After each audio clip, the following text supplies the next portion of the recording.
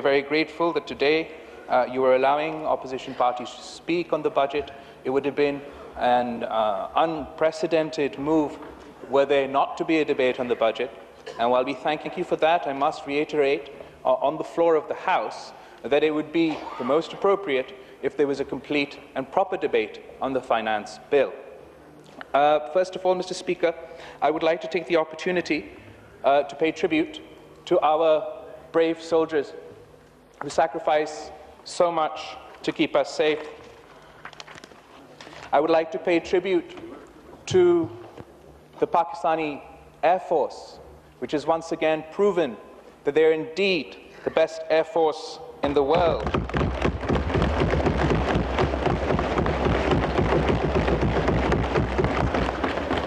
I would like to make special mention of PAF pilot Hassan Siddiqui, who shot down the Indian aircraft that had violated our sovereign territory. And the two courageous soldiers, Shaheed Abdul Rab and Shaheed Khurram, who sacrificed their lives on the line of control. It would be remiss for me not to pay tribute to Shaheed Zulfikar Ali Bhutto, whose foresight in developing Pakistan's nuclear capabilities is today our best line of defense, and to Shaheed Mohtarma Benazir Bhutto, who provided missile technology to Pakistan and further strengthened our defense. Mr. Speaker, I want to make it crystal clear that the significance of India's belligerence and naked aggression cannot be underestimated. The violation of Pakistan's sovereignty was an unprecedented violation, a violation which has not taken place since 1971. And the onus of this escalation falls solely and squarely on the shoulders of Mr. Modi's Hindutva extremist government. To exploit a terrorist attack for petty political gain is awful in and of itself. But to politicize war between two nuclear-armed nations just so he can perform in his electoral arena is really to descend to new depths of depravity. The world, Mr. Speaker, may not know Mr. Modi, but the Muslims of the subcontinent know him well. The butcher of Gujarat is infamous for his role in the Gujarat massacre. The very countries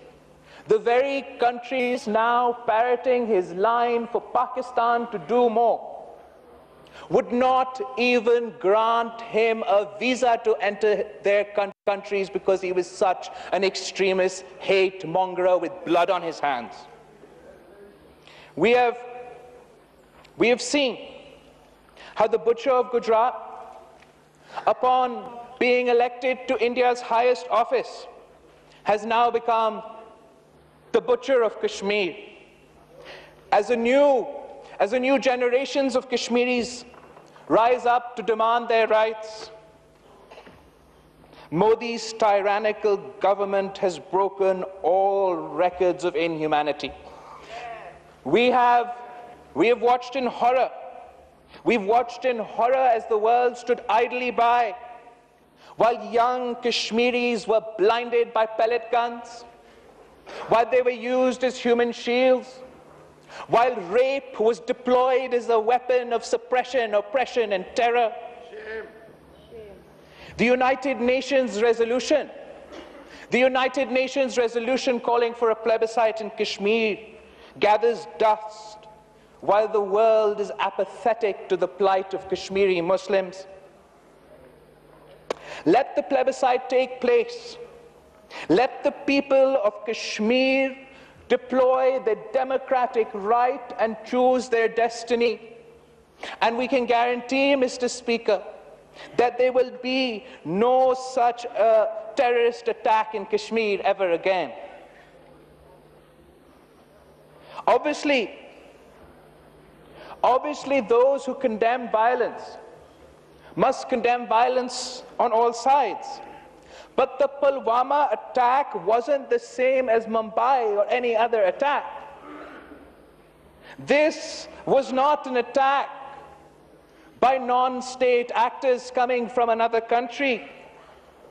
This was an organic domestic attack by a Kashmiri citizen of occupied Kashmir, attacking within occupied Kashmir, using explosives found within occupied Kashmir, reacting violently to generations of state terrorism in occupied Kashmir. And rather than facing their own issues, India is trying in vain to pin this on Pakistan.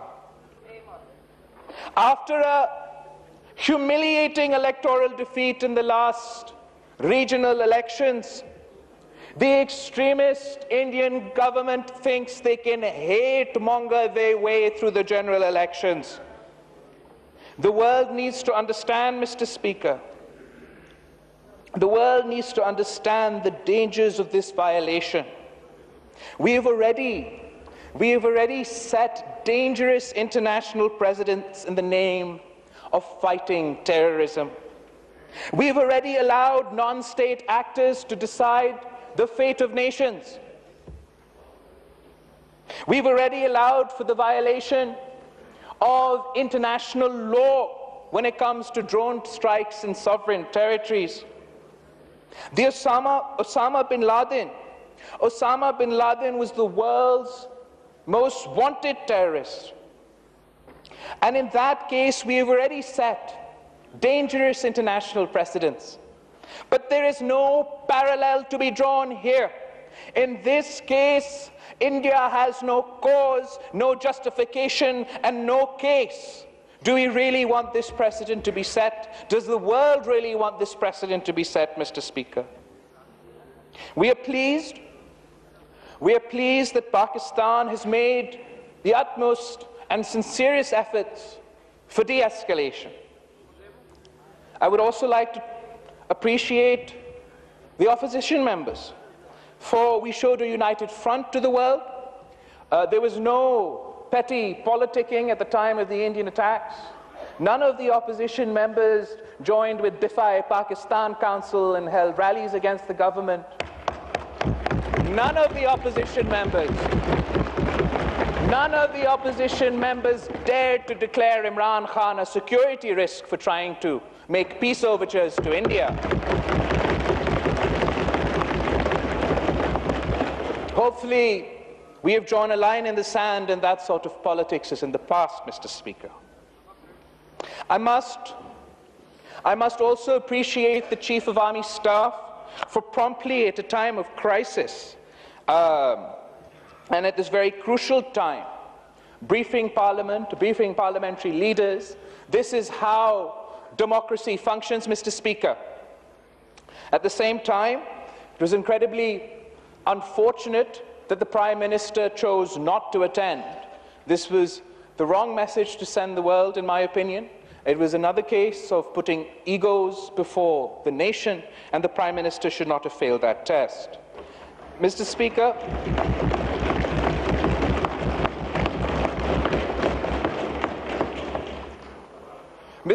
it is my opinion that the Prime Minister has taken a risk in returning the Indian pilots on the shoulders of Mr. Modi's Hindutva extremist government to exploit a terrorist attack for petty political gain is awful in and of itself. But to politicize war between two nuclear-armed nations just so he can perform in his electoral arena is really to descend to new depths of depravity. The world, Mr. Speaker, may not know Mr. Modi, but the Muslims of the subcontinent know him well. The butcher of Gujarat is infamous for his role in the Gujarat massacre. The very countries now parroting his line for Pakistan to do more would not even grant him a visa to enter their countries because he was such an extremist hate mongerer with blood on his hands. We have seen how the butcher of Gujarat, upon being elected to India's highest office, has now become the butcher of Kashmir. As a new generations of Kashmiris rise up to demand their rights, Modi's tyrannical government has broken all records of inhumanity. We have